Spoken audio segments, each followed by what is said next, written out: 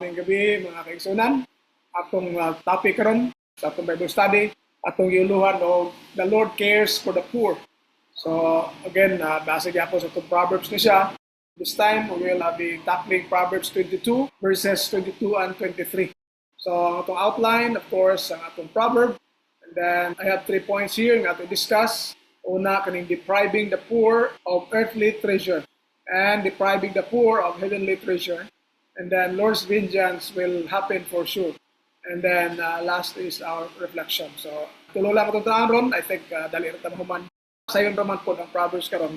Sabot raman tadayon siguro ano. Atong proverb again is Proverbs 22 verses 22 to 23. So sumala dire from Douay Rins 1999 American edition.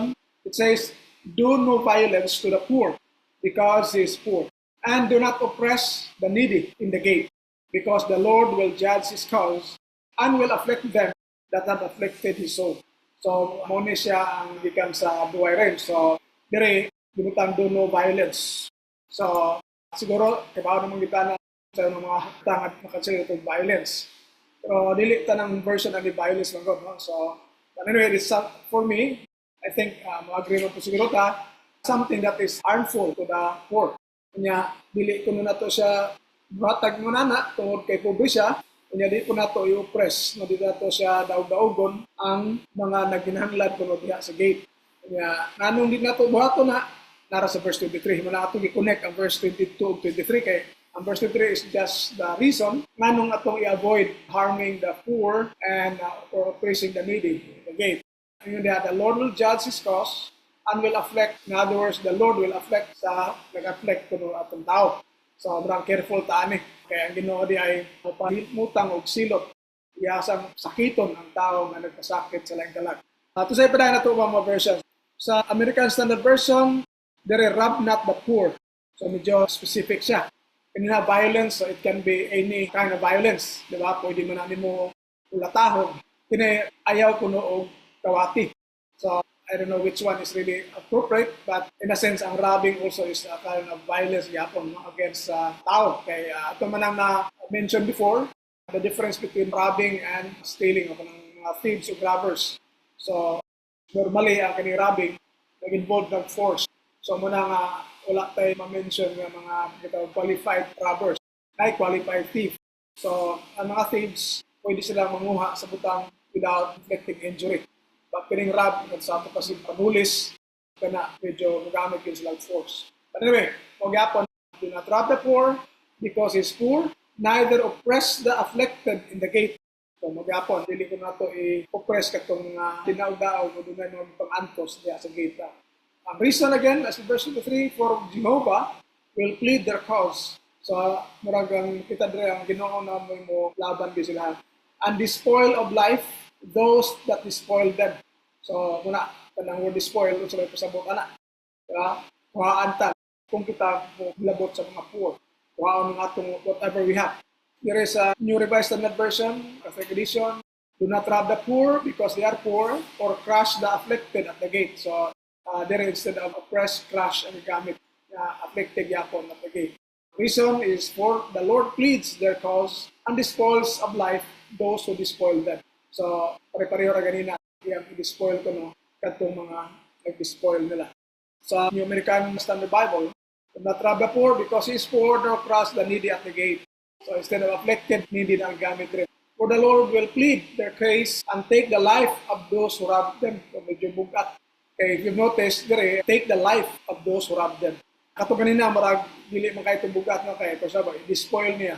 Meaning, marag ilugan, no? Kuhaan sa iyang mga butang. So, kini, kung maon may saktong translation, delikado. Because hindi, kuhaon din ang iyang kinabuhi.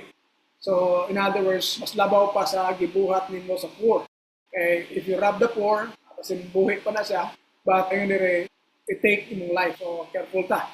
Again, para sa time of versions, English Standard Version, do not rob the poor because he is poor or crush the afflicted at the gate. So, afflicted the son. So, the Lord will plead their cause and rob of life those who rob them. So, rob of life. Kawatan po ka. Tulisan po mong kinabuhi ka. Next, Halman, don't rob a poor man because he is poor, and don't crush the oppressed at the gate. For the Lord will take up their case and will plunder those who plunder them. So dire dili siya pre atong take yung life. Plunder kay ba mo kita no? So may kalahian yung plunder ba o stealing? Siguro kay ba mo siguro ta na? So may kalahian sa plunder o sa katulang stealing, robbing. Okay? Ang plundering is a form of robbing, di ba? Or stealing. Because it's possible nga maka-plunder ka without violence, without any force. So, I think agritani nga ang plunder, mas dako ay binagko na. So, di report makita na to nga if you have observed, kanina, iya ko ng kwaon ng life. So, in other words, mas bugat ang ipahamtang sa Ginoo kaysa gibuhat sa tao at sa poor man. Dire, kung mao ni manggaling plunder ang gamit, so mas bugat yapon. Okay, girabra ang tao pero ang Ginoo i-plunder niya. So, kato mga plunder sa uban. So, kana. There is a New American Bible Revised Edition. Do not rob the poor because they are poor, nor oppress the needy at the gate. For the Lord will defend. So gamit defend their cause, and will plunder those who plunder them. So that. The New King James, do not rob the poor because he is poor, nor oppress the afflicted at the gate. For the Lord will plead their cause, plunder the soul of those who plunder them. So plunder the soul ang gamit. So before ko mo proceed, notice ninyo ang verse 22. Kanunay good nga nag-specify at the gate. Ngano ka? So, I hope you share sa inyong mga ideas. Ngano nga gate ang ginamit niya. Balik-balik yun. Pila na ito conversions, gate ang gamit. Any idea? Direct. Ngano at the gate? Ang version, so far akong ipakita, na agad nag-insert at the gate. So, the needy at the gate, the afflicted at the gate, the oppressed at the gate.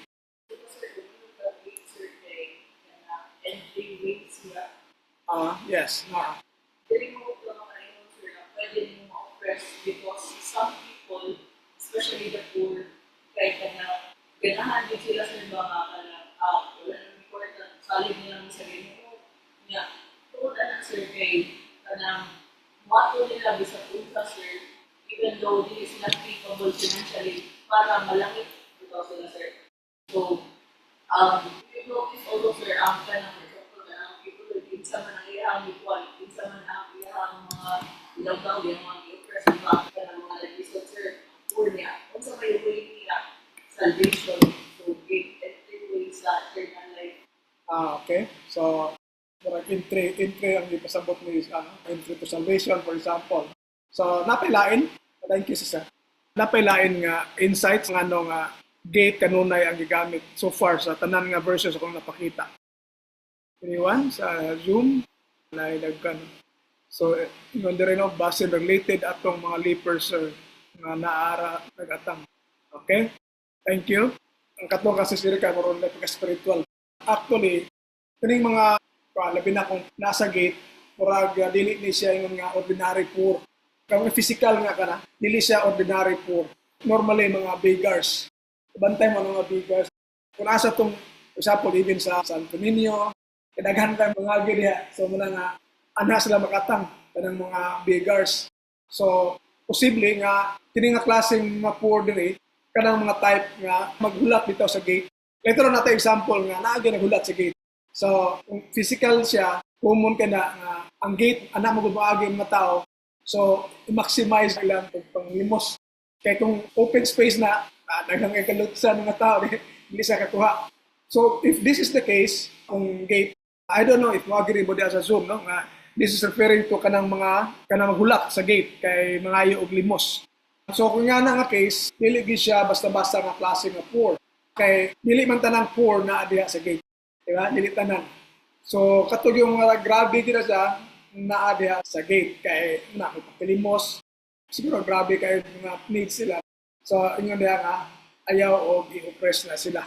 So kana siya, that's one of the translations. Pero daghan sila nagigamit gate. Again, understandable na siya, labi na sa mga lugar nga kanabitang atuas mga tao. Even sa atong panahon, sa mga temple dire, naagay mga areas nga nagulat ang mga beggars kung asa tong naiagyanan sa mga daghang mga tao kay para ma-maximize sila ang mga pagpangayo. So, ang lain nga version dire do not exploit the poor because they are poor. And do not crush the needy in court. Okay, so dire court ang gigamit. So kung sa mga klase nga court ka gipasabot ani. Is it some place nga murag waiting place before ka pasudlon? Kay kato si Haman, gipan man to. Ingon man to ang hari kinsa naa diha sa court. So niya sa si Haman, sa moto siya pasudla. So murag waiting pan ba na? Pero it could also be unsa man tanan niyo. Unsa pon nga possible nga meaning sa court ani. Is it possible also nga court kana yung korte ba? Kaya sa korte, tibaw kita nga labi nagpobre ka, pagtangan ka og hustisya. So posible na nga meaning sa court pod no? Nga kanang diha gyud sa like during trials. So murag tungod kay dato ang imong kontra, di ba? Ang mo oppress sa poor dato diha pod normally. Wala ko mapil dire pero naala dito sa James. Siya, dili ba ang mga dato mo oppress ninyo? So posible sad nga mga dato nag-exploit sa mga pobre nga pwede silang, for example, dili mo sweldo tarong karong realize amo na sa Book of James kato sa chapter 5 mo sira to.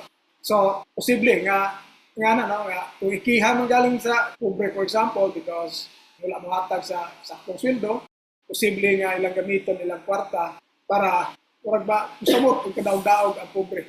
But anyway, in either case siguro either ka na idea no, kanabitang diha sa korte mismo o dito sa gate nga din naghulat sila as beggars. Tingnan diha ayaw siya o exploit, ayaw pag-remove violence, ayaw rob. Kini dire sa kining ato karon korte, pwede nga kining exploit is the appropriate term po kung ita court. Okay, sa mo na sa pag-exploit nila is wala capability nga musukol ang pobre kay way kwarta. Diba? So muna pwede ma-exploit nila ang pobre and then magsalig nga dili maka-file og kaso ang pobre kay way kwarta. Nga muna madagdaog sa korte if ever musukol man. But again in that, the Lord will take up their case, so dire case ang gamit sa posible korte and will exact life for life. So dire life for life. Kung sa kibuhat niya, murag sukli po siya. Nanto lang yung version. There is a ISV, don't rob the poor person because he is poor and don't trust the helpless in court. So court gyapon niya helpless. Niya, for the Lord will plead their case and ruin the lives of those who ruin them. So gyapon. So dire rob gyapon ang gamit. I don't know, nakabantay mo, no? Nabi ay uban gud nga tao po nga even ang mga limos sa mga nagpakilimos kuhaon pa. Nakoy nakita din sa San Carlos, Maine, lapit sa Hukira, kunagamay ng gate nila, ang Hukira nga side. Katong pan, nagpakilimos ito nga piguwang. I don't know, ihaba tong printing. Ikuha lang, ikuha niya ang kwarta. Katong sa una, I don't know, nakaabot mo katong naadya sa Rosario, magsigig luhod, nga naipamada tong buhok pilit kayo.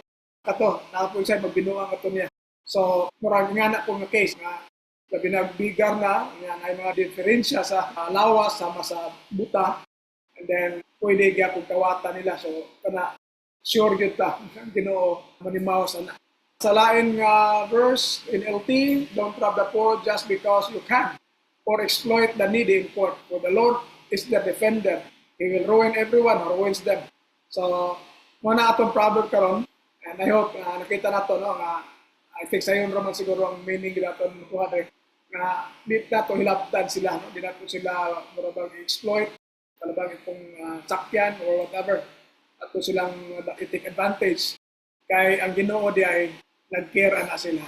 So in other words, kung kita mo-oppress nila, mo-rob nila ang atong kontra, dili sila kundi ang Ginoo mismo.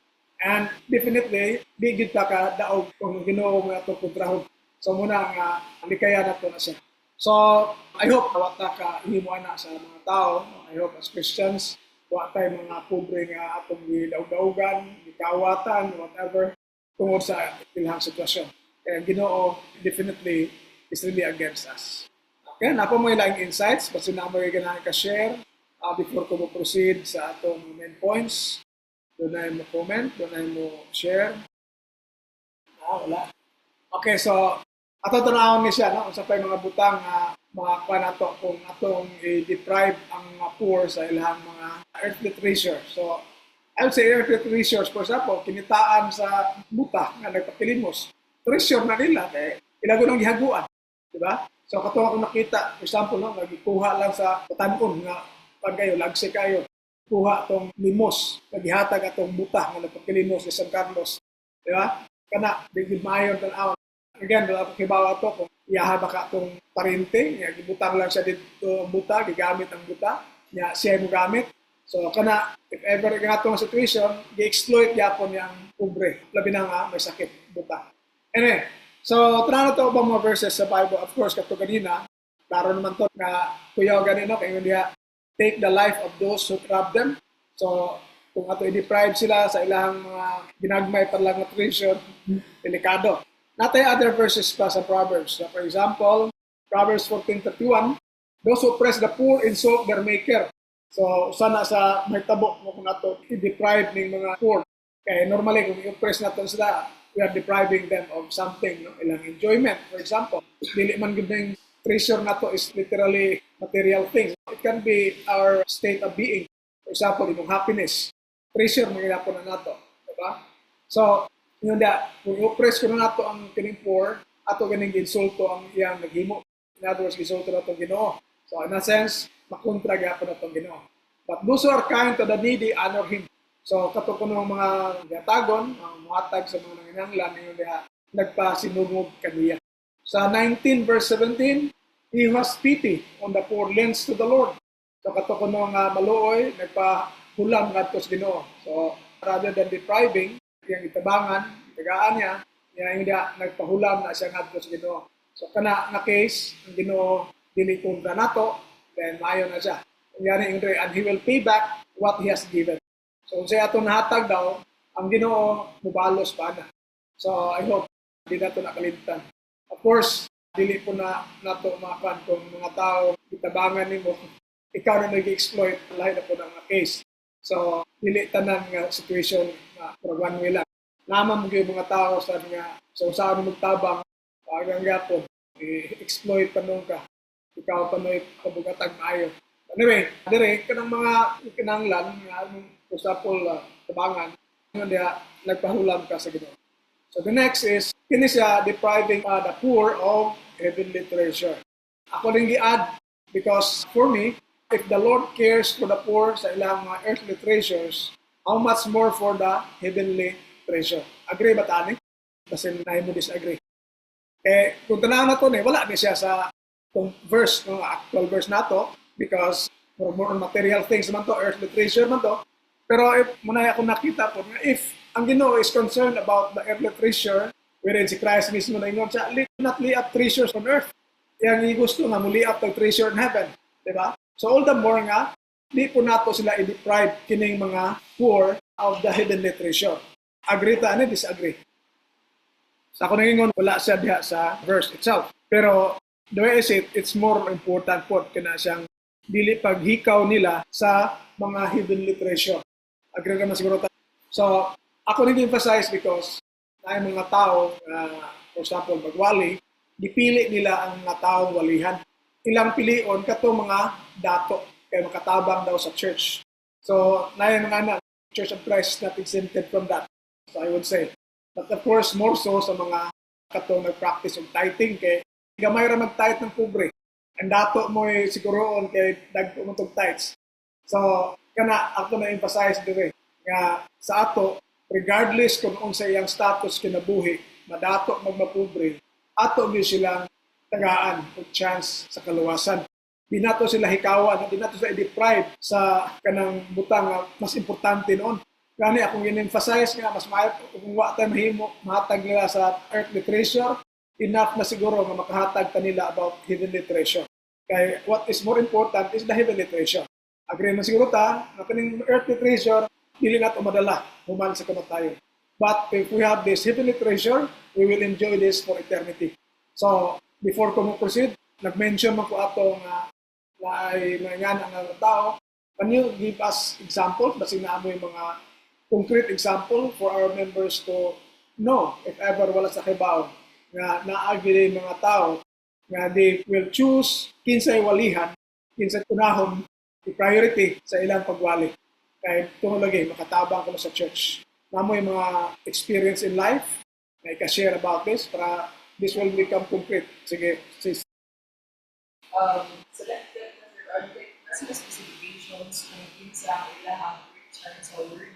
So, mga young professionals, because single, yeah, earn mo, earn, and then ang iba, walay good sila.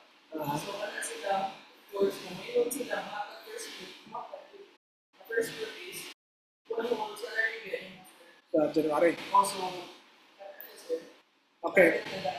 Okay, so naigi I don't know nadungog ninyo ang i-share ni Sis Erica sa daw no, previous church na para pilion ang talaga ng walihan no.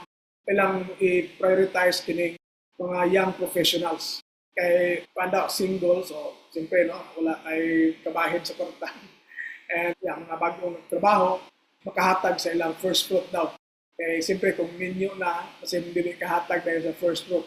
Ang first fruit, by the way, for the sake of really familiar, according to Sis Erica, that's the whole salary of January. Every January. Dili lang first fruit nga, parang first time nimo nagtrabaho or first time nimo nagtrabaho sa usa ka company. Bisag dugay na ka, basta unang sweldo sa tuig. So nga na whole salary. Okay, so imagine na whole salary. Kung dagko kay salary ang imong nakuha, dagko kay kwarta ang church. So, muna nga ako nag-emphasize dire, no? Dili na siya maoy angay buhaton nato. Anyway, sa Zoom, basi na mo other examples na you can give regarding aning pilion ang mga walihan. May mga experience? Hello? Sige bro, go ahead. Nako-experience ani sir sa experience ako sa mga shoot ba kay naay wala no sa Katolik ko. Nagay times nga wherein dako siya grab sa Catholic Church o niya sila mismo moadto sa balay ani nga specific family kay dato kay ba niya the way they speak, the way they conduct the homily or ang preaching kay pabor jud kayo always. Of course, nagod siya sa balay sa ani nga specific family dito siya nagmisa o niya despite ang behavior sa family kay grabe karampant kanang mamalikas and everything name it kani careful gid siya sa iyang choice of words. Daghan na ni nahitabo nga nakasway ko ani. So inana. Sige. So thank you kay bro Jan, no? So ayun, nadungog mo na to tanan siguro. Napo may laing mo share? Kasi napo may laing mga experience? sa church, Ano? dun sa church namin before, parang yun ang pinapractice nila, yung ano doon, elder ka. Parang yan ang kanyang pinangahawakan na Lord cares for them. So, then, di ba yung mga may verse sa Bible, yung mga balo, yan, di ba yung mother ko, Widow. So, yun ano nila kaya, malaking tinulong nila sa family na kasi yan ang mag-reheart nila pagdating sa terms of the doctrine laki na pinagkakas. Okay, so nitabang gid sila. So Yung elder, yung family. ang family ng elder no nitabang gyud sa widow. So, yeah, good. Pero again, ang doctrine na sa mo problema. Anyway, so muna siya. Ang sa ato, kung kinsa lang ko interesado, recently bitaw, natay janitor nga ako ging sigihan og arrange ba. One time, gi-Indian pa ko. Naadto gyud ko si base from Tisa. Pero agad siya niadto niya. Wag mo siya, pero yung rason mo na pan siya, na traffic siya, pero wag gyud mo communicate. Kaya kan nadugay na pan gyud nadagi na to kausa. After that, pag kita na to man, pag dili naman sa ganahan. Wala ta mahimo. After a few tries nga daghan na siya kalibays. Para nako, dan ako kung responsibility. Pero nga na, bahalag janitor siya, kay naaman ay kalag, atugin na siya ang walihan. Hangtod nga, kana sila ni mugipap ba? O dili kay akin nila akong unahon na kini kay yang professional ni siya or kani siya dato ni siya. Dili na siya maoy kuan sa Ginoo. Dili na maoy ang heart nga ang atong tagaan sa kaluwasan kadto lamang mga dato. So ayot dili na unta mo creep in sa ato nga mamili ta. So ang uban sad nga mga usually gamay ra ang pobre sa congregation, it's because wala sila time for study. Kaya ang ilang rason is nanginabuhi sila. Na yung mga anak, instead nga studyhan mo, lili sila kay wala sila time kaya nanginabuhi sila. So, yun na nato na sa basta willing ta, yung save sila ha, yan sila may dili. Kaysa katong kana din ako na ikaw na kay when I commit sa church, walay katampo, walay kahatag maayo. Dili ni nga it should be kung ang Ginoo care sa mga earthly treasure sa kaning mga tao, how much more for the heavenly treasure nga mo man gingon ni Christ. Ayaw mo lay up treasures on earth kay ang moth, mukaon and so on, grass, but lay up treasures in heaven. So all the more nga ato silang agaan ng heavenly treasure. Okay? So ato pa na, no? Thank you sa mga nag-share. Dire sa Proverbs 22:2, the rich and the poor have this in common, the Lord is the maker of them all. So, muna na, mga dato mga bapobre, ang Ginoo mo'y naghimo na nila, and we can say nga, ang tanan ng hinahanglan o kaluwasan. I think ako pag-discuss ani dito sa Midilin, katong we are all equal. Line verse, gibaw gyud ta, nga, mo ni desires Ginoo. Tanang tao yang gusto maluwas o makakabot sa kamatuoran. So, diha makita nato nga ang Ginoo nagtinguha sa tanang tao nganong pilion man nato ang tao nga atong balihan. Diba dako kay nang supak sa kabubutos Ginoo nga gusto niya ang tanan mawalihan. Bita to sa Great Commission, go into the whole world and proclaim the gospel to every creature. So dako kay nang tulubagon les Ginoo kung mayroon nga unahon na ni or kini atong prioritize kay makatabang sa church. Dili gina siya ikalipay sa Ginoo. Anyway, so that's tantamount to oppressing them, no? Depriving, di ba? Ihikawan sila sa heavenly treasure nga free ra bagyunta ni siya madawat nila. I would say gani, no? Say kini mga pobre, kung mo dawat na sila, say mas na-apply times Ginoo. Kay dili kay sila as kana kanang ubang nasa taas ng posisyon, busy kayo. So magliso, pero ban makahatag nun sila gani. So depende ra gyud na kung dawat sila. Pero di sila kadawat kung di ta mo wali sa ila. Kini yung example no, sa katong yung ganina nga kung literal gate niya, physical gate, natabo gina siya. No? Pero sa Acts 3 verse 1 and 2, one day Peter and John were going up to the temple at the hour of prayer at 3 o'clock in the afternoon. And a man lame from birth was being carried in. People would lay him daily at the gate of the temple called the Beautiful Gate so that he could ask for alms from those entering the temple. So, muna nga, takong chance nga ingon-ani ang senaryo. Anong nag-mention si sige at the gate. So it could be nga kana beggar. Nga normally naa sila yung mga physical disabilities like ini lame. So gani murag aswaton siya, kargahon siya, dadton siya dito kada adlaw daw diya sa gate sa temple. So muna nga kung nga nga situation niya imo pagkawatan na sa mga kinitaan nagpakilimos unya imo kawatan grabe yung kasokos Ginoo ana. So anyway, kini dire sa example no, wala po ni gibaliwala ni Peter ni John. Kini siya dire nga uno na wala siya mahimo. Kay magpakilimos na gud siya. So dili ni kahatag dakong type. But ngayon rin verse 3. When he saw Peter and John about to go into the temple, he asked them for alms. So nangayo siya limos, kalimos siya. Peter looked intently at him as did John and said, "Look at us." And he fixed his attention on them, expecting to receive something from them. So, mo man na ilahag yung expectation. No? Kung murag mo mind sila, kini mga beggars, siyempre, ilang thinking yun na ihatag. No? Yeah. Itutukan man ni Peter and John. So, nga nung itutukan man nila, sa verse 6 mo gibuhat ni Peter. But Peter said, I have no silver or gold, but what I have, I give you. In the name of Jesus Christ of Nazareth, stand up and walk. So, dire, itagaan sa physical salvation. Wala siya, ibaliwala lang nila ni Peter and John. So, mo na example sa nga si Peter and John why nakahatag og material things but they were able to give what is more important and that is kana siya nga like physical salvation ni malamang usa po is nahimong Christian unlikely kay nga gi-save sila physically kinitawana pero inuman kurang wa lang siya dili siya ma-Christian, di ba? Although wala na mention diha, although gipuyog siya kay padayon ng story, pero malamang usag siya sa nahimong Christian siguro. I don't know, dako bang chance nga giayo na siya, wag siya mag-Christian.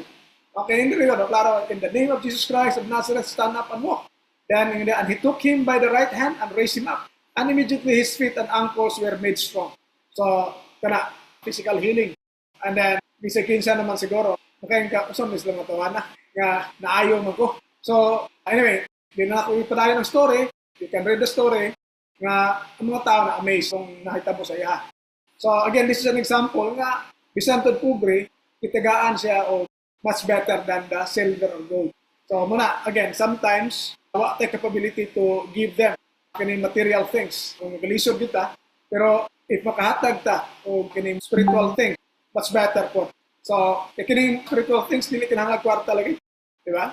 Imo lang panahon ihatag. Di pa rin sa material things nga mugan gid kwarta gid sa atong panahon karon. So, muna, I hope makita na to example ni Peter Udijan nga wala nila gibaliwala kini maong beggar nga nasa gate. Wala lagi oppressed, rather itabangan pagani. And wala sila kahatag og material things, but they were able to give the spiritual things. Okay? So, arita sa last point, Lord's vengeance will happen for sure. So, ako lang ang rephrase instead of surely happen, ako lang mo will happen for sure. Just to rhyme with the rest of the items. Okay? Pretty sure na to, then sure.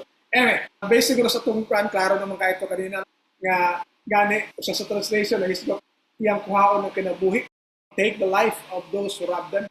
So, kung yun, siguro nga pumubuhat na nagigbaw sa Ginoo.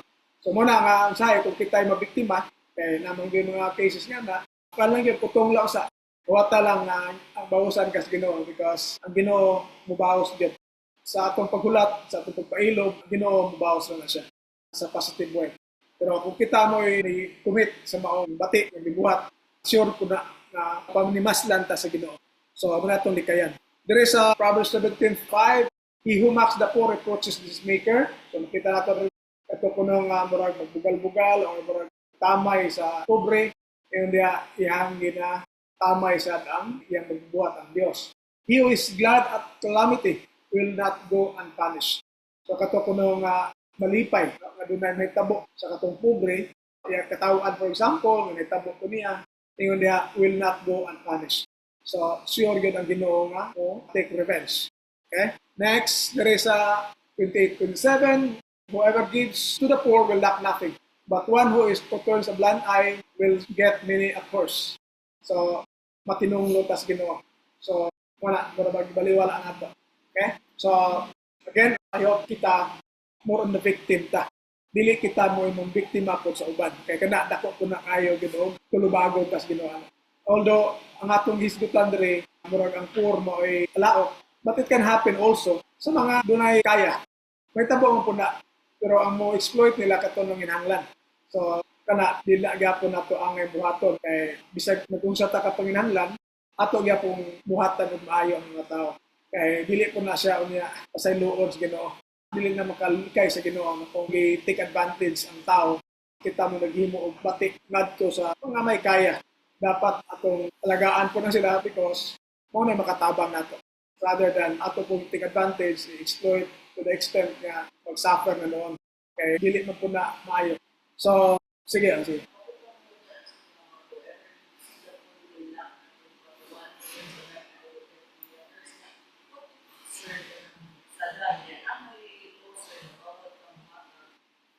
Yeah, kaning kanang mga naa sa daan, I don't know kung proper ba po na. Kay tuloy, paano siya kanang risky ba kung nasa kadalanan nga alabi na ka ng uban mga nasa sakyanan.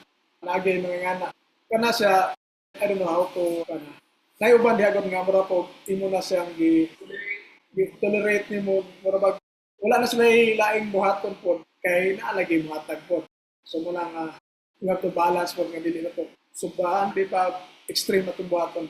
Sometimes, in most cases, kung buhatag mong galing po, kana na pong in kind ba, pagkaon, dili siya in cash, kay pasilain na may gamitan ng cash, basta hindi gamitan na para siya book. Diba? So, mas maya, kung kinanglan siya pagkaon. I don't know, appeal ba na sa kanang city ordinance kung hatag ang pagkaon o katong kwarta? Kwarta na? Murag, ha? Appeal ba? Murag kwarta siya, pero, yeah. Ang concern ng sir na hindi baka ikaw natatabi ang pagkakag in kind, sir, let's say, in kind niya. Naka-post na yung sa imong yatapan na dependent na din ang bangko. Mausan na siya, no? Normally mo nga diri sa Bible, example, kanag yung mga nanginanglan nga walay capability. Pero uban diha, na may capability. Pero physically able. So, kanang mga pobre nga walay capability, muna siya murag deserving kay klaro man pud na sa Bible palandaan sa Genesis, no? Nga by the sweat of your brow makakaon ka. Ang listening gi-condemn po na sa Bible. Proverbs dagang kay na. Sa 2 Thessalonians chapter 3, gibisgutan po kung dili mo trabaho, dili makan, kay busybodies na lang. So, muna lisod na to sa balance na to nga kanang naamang yung mga poor nga needy, kanang because wala na siya capability. Pero pan kayo, able kayo na napagindi mangila diya sa oil, magpabuta-buta, pero matagaan. Ano sa'yo, makahatag mo kung akin, pero maluoy ka ba? So, hatag ko, magkundang kwarta to. Kanang coins god, ako hatag. Guman, kaya maguno man. Ako bas-bas nga, buta ba ito? Kung na yung mga ingana ba? So, muna, i-balance ito kung i-tolerate na nato sila na mag-depende lang yun, hindi na sila magtrabaho, which is condemned to sa Bible. So, katong mga poor na kanang deserving, no, na wala yung capability na, muna siya ang atong dapat tabangan. Of course, again, no, I would say na dili po dingon nga i-exploit na lang po ta. Kanabitang take advantage na po ka dahil na po na nga case. Kaya again, we are making them not a good citizen anymore. Diba? Kung i-allow na po nimo nga huwag na pag-change ang kinabuhi ba? Nagka-worse no ng iyang situation. So, I think it's not within our conagyon nga ito na siya buhaton. Okay? Dapat siya makapon siya o then buhat siya eksakto. So, sige. I don't know, dapat may comment on the Zoom. O kato nga question ni Sister Rica, masang ganahan mo comment ato? Isa pa ito yung culture ba sa Pinoy? Like, yung issue ngayon sa 40s. Pagkadawat sa 40s, yung pariband na. Minsan yung mga poor, minsan, siguro sa culture nga ng Pilipino ba? Kapag nakadawat ng pera, tabangan mo, nakadawat ng pera, parang millionaire na. Parang hindi sila yung marunong mag-ipon, hindi sila marunong mag-tingin sa future nila. Pero pag nangangailangan, lagi nilang malimit mo. Gano'n sila na mag-quote rin sila sa Bible. Pero hindi rin sila marunong. Kumbaga ang hirap i-weigh rin ba minsan ng sitwasyon. Pero siguro culture, Filipino. So, muna, okay, nga na ang culture, because po na sa paragwas like ginoo sila kinabuhi na kanang mo exploit man doon, dili man gina siya karakter na iyas ginoo. Nga, o take advantage ka sa mga tao kay di ginamao. So, most likely, muna, once like hadlok ginoo, bisag claim sila ng tuo, pero wala yun. So, muna nga mo take advantage, di sila mahadlok, di sila mo care sa mga tao iyang maligsan. So, anyway, but kana, ingon dia, kung kana yung legit yun, niya, matalikod ra ka, ingon dia, matinonglo, kung rather than ma-bless ka. So, but again, ako nang emphasize kanina, nga, even the Bible states, nga, katuligid mo trabaho, dili gani pa kanon, di ba? Ang Ginoo mismo naging kang Adan, by the sweat of your brow you will eat bread. So expected gina nga mulihok ang tao. Nalay mga cases, for example, kanang mga victim sa, for example, biktima sa mga dagkong bagyo, subagyo. Kana klaro ginatabangonon na sila kay dili na ilahang kabubuton, naigo sila ng calamity. So wala sila capability at dahil, for example, wala na sila makuha ang ilang mga tanom na ibot ba, ibahaan ba? So, namingkamot gutaw na sila. Diba? So, kana may mga menta nga dapat po na ito i-take into consideration. But, ang topic na ito karon is more on katong gi-exploit or about take advantage. Ayaw i-rob tungod kay pobre sila. Do not do violence, do not oppress. So, kana bitaw nga ato i-take advantage kay pobre sila. Siguro kung mo-follow ta sa city ordinance, for the good na nila, di siguro na siya makaver na rin. I don't know. Kaya wala man tayong take advantage na nila. Walang tanihatag kay, for example, for their welfare na una is para sila kanang maningkamot yun. Kanang lihok ba dili mag-trust sa kanalang. Kanang marbag. O kanang may lazy na sila ba. O niya, kana pong ulihok siya kuto sila mahimok. Dili sila yung nga mag-take advantage po sa ban. Kaya bati man na siya kung mag-take advantage sila sa mga tao po sa ban. Okay, so I don't know na by comment before the pa sa reflection. Na comments? Gusto na mo gusto i-share? Sige, kung wala, abot sa atong reflections. So, una, do we look down on the poor and exploit them as much as possible so that we can greatly benefit from them? So, I hope dili ta mag-look down sa mga pobre o di po ta mo exploit, no? Kung nato sila take advantage. Mahimos lang nilupigan, whatever. To our advantage, dili pwede na. And then, do we really care about the poor such that we also want them to be saved? So, kana may usa sa sad nga even ang mga religious people, wala mo care na. Ilang pilion lang ang mga dato. So dapat dili na siya pwede na. Tanan nga interesado, makubig madato, ato gina siyang tagagtayan para sa Ginoo. And when the Lord comes again, will He reward us because of our care for the poor. So kita rin makatubag na sa kanang mga pangutana karon. Kadawat ba tag reward or punishment tungkol sa atong dealings sa mga pobre. Okay, so diyan ako kotob, dan salamat sa mga nagtampo na natin na po gabi na.